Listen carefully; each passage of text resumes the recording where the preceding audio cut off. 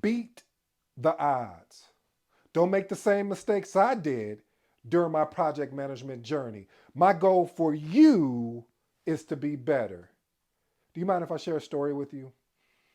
One time I was in this meeting, and during this meeting, I was actually leading the particular meeting, and we had a stakeholder that came on and they wanted to go over some software. And during going over the software, they wanted to discuss the requirements. That's the key word there, family. They wanted to discuss the requirements. So in the discussion, they pulled up a 20-page PowerPoint. And so you could kind of sense the tension in the room because everyone was a little confused, like, okay, you got this 20-page PowerPoint. Okay, I'm wondering where this is about to go. And so as the stakeholder began to deliver the slides before he got started, I raised my hand and I said, hey, I wanted to know what type of presentation is this? And the person said to me, the stakeholder said back to me, well, I just want to go through all my slides so then, because I have another meeting to go to after this. Red flag number one, family. Red flag number one. So I was like, okay, go ahead. So as he's going through the slides, you can tell because as a project manager, you have to develop a sense of ability to tense the energy in the room, and everyone was extremely tense. And the reason why they were tense is because of the fact they had questions, and this stakeholder was moving by slide extremely fast, in which was not they the whole goal was, let me get through all this information and then I'll give you 3 to 5 minutes to ask a question, but that is not how it works. So that takes us into point number one: proactive conflict resolution. See, family, when you are a project manager or you're stepping into this thing that I love, that I hope you fall in love with, called project management, you have to have the ability to walk into conflicts. I know I may turn some people off with that.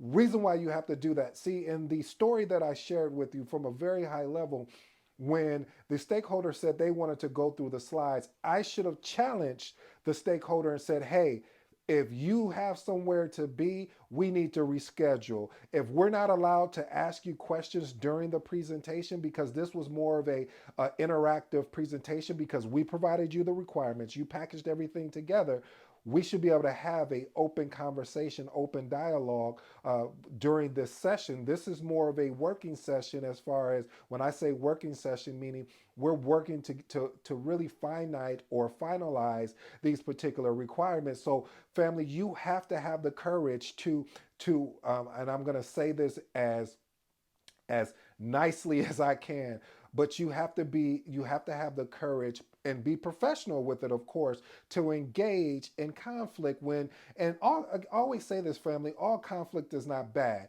And conflict to me is having the ability to push against, or how about this, I like this, challenge what is being said in a professional and a healthy way, to say, hey, wait a minute, because I should have stopped him, because I'm the project manager, I'm leading the ship, I am leading this particular project. I should have stopped that stakeholder and say, hey, listen, again, if we can't have a open dialogue, open conversation, then I think it's best that we reschedule, or we set up small meetings that you could talk with us on a more smaller level, because there was questions and you can tell by the energy in the room of how people were kind of looking like, man, hurry up and get through whatever you need to go so I can get up out this meeting conference. So again, family, here's the tip for proactive conflict resolution: encourage open communication, address conflicts as soon as they happen, basically as soon as they arise. Because if you don't, if you sweep it under the rug, as my mom would say,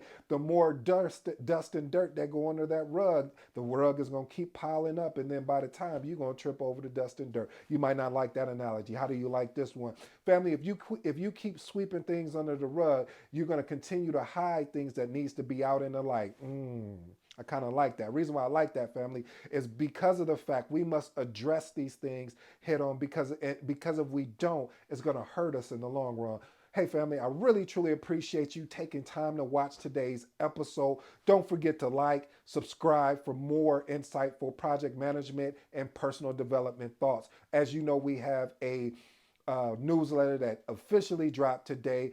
the magnetic project manager. Yes, right, named after that book in the back of me or over on this side. The reason why we created this newsletter is because for people like you. Reason why we created this newsletter is because I sound like 30, give me 30, give me 40, give me, I'm just playing though, family though. But seriously, on a serious note, we created this newsletter is because we really want to engage the community. You're like family to me. For those that show me love in the comments, for those that subscribe, that has liked these videos, you don't really know how much it means. So I want to pour out and show you through my newsletter and through just constantly giving you thanks and praise for what you guys have done for me and giving me the opportunity to do this day in and day out. Let's move on to point number 2. Develop a contingency plan for key personal change. See, family, oh, you know what? I didn't even tell you what today's title of the message was today. Today's episode is entitled How to Avoid Becoming the Worst Project Manager in Project Management. So I say that, I did that on purpose, family. The reason why I did is because I know you see the title, but what is funny is that these things that I'm sharing with you,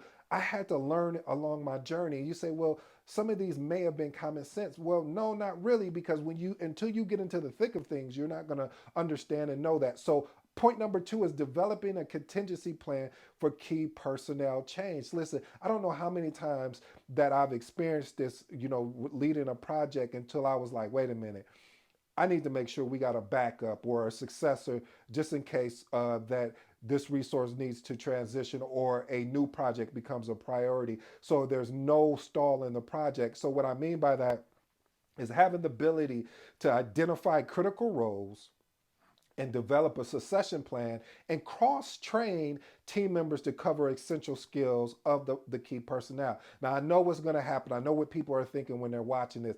Yeah, ED, sometimes that's impossible because, people are feeling with the job security and things like that. I get you. I understand that. But you need to be able to, that stakeholder needs to be able to create a succession plan, at least detailed enough to allow them, that person, to step in whether on a temporary basis if they get pulled away. And if they get pulled away to more of a permanent solution, have the courage and confidence that, hey, well, I'll be back if I have to, but if not, I trust in with the person that I'm working with. That's going to look good for you going, the long run. Point number 3: ensure regular team building and morale boosting activities. One of my videos, I talked about virtual meetings. If you work virtual or even on site meetings. And what I was talking about is doing escape rooms. Oh, I love doing those escape rooms. I don't know why. Maybe in the back of my mind, I'm thinking I'm going to escape. So I don't know. Just work with me. But I digress. Point I'm trying to make, family, is that finding things that your team can do to celebrate milestones, it really boosts the team morale. You really bring people together. The more you can interact with people, not just on a professional level, but even on a private level, as far as getting to know them a little bit better by doing team building type activities, building trust in those team building activities will definitely make your team more stronger. It will make the team more trustworthy because that's what you want to do. When I'm leading a team, I'm telling the team, listen, it's us. It's us against the world. Our back is against the wall. And the reason why our back is against the wall, I'm not saying everybody is after us. I'm not saying that what we're about to go up against is going to be difficult. But if we get to a difficult moment, I want you to know that I got your back, and I will hope that you have my back. Not just my back, my side, and both of my sides. And the reason why is because if we have this type of structure, then if anyone comes to attack the team or say we're not delivering the way that we're delivering, someone should be able to step in and support that other stakeholder. Let's move on to point number 4. Prioritize health, mental health, and well-being. I'll be honest with you, family, I really wasn't good at this at the beginning. I would work, and I wouldn't take the time off that was allowed, that was given to me from the organization based on my tenure at the job. So I started taking advantage of actually going on vacation, and it started small. I'll be honest. I would take 2 or 3 days, and I really wouldn't go anywhere. I would be at the house or around in the area. I wouldn't actually go on a trip to really refreshen my mind. I think there's a quote or something like that about two men are chopping a tree and one just keeps going, and then the other one really took a break and then came back to finish what they were doing. That person that came back, they were more refreshed. And family, a lot of times what you will realize is when you go on vacation or you take a day or two away. At first I was like, oh man, this whole mental health, but I get it now. Because when I've done it, I've come back more, I come back stronger, I come back more eager because now I had time to think and I'm like, oh, that problem that we had, I think I figured out a solution for that. So again, family, you want to prioritize your mental health and well-being. If you don't remember any of these points, I think this is really key because a lot of project managers, they go, go, go, go, go, go, because when you're leading a project, sometimes, especially these priority projects that I've led, it's nonstops, and I don't mean, and I'm trying to be as nice as I can with it, but it's so true. It's nonstop. I mean, yes, you do have breaks when it slows down because once you're wrapping up the project, but sometimes you can get calls through the night because you're leading a project, so they're looking at you for answers to the questions that they have. Let's move on to point number 5. Foster a culture of open feedback.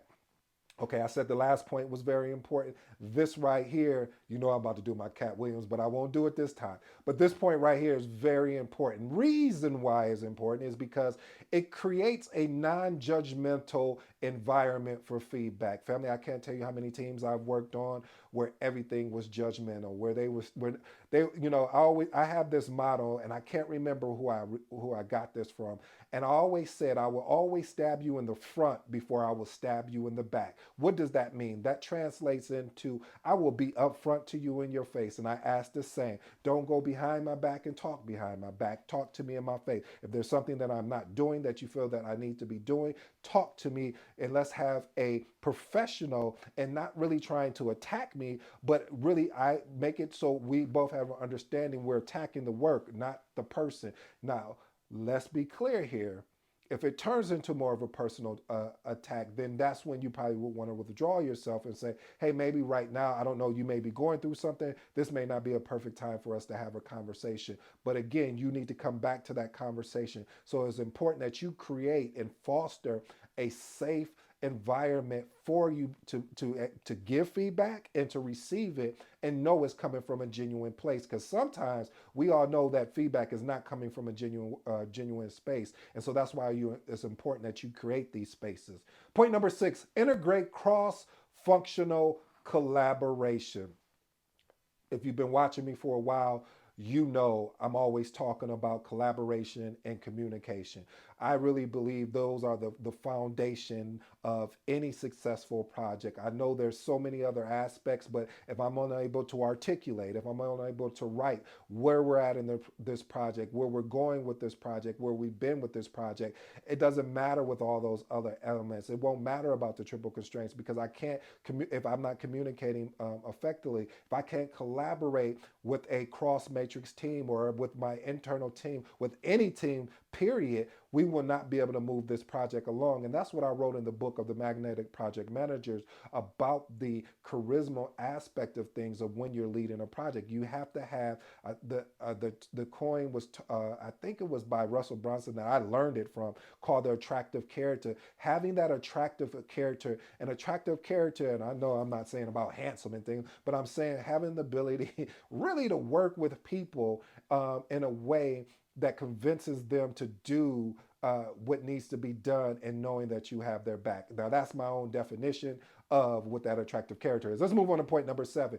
Encourage the group. Listen, I always say, well, I said encourage the group. I should say really regular update risk management. And listen, you need to have regularly updated risk management plan discussion. I've also shared this as well. One of the things that I do, especially when we're starting off on a project, I'm always talking about, hey, what are the new risks? Let's go over the existing risks. Has any of these risks transitioned to the issue log?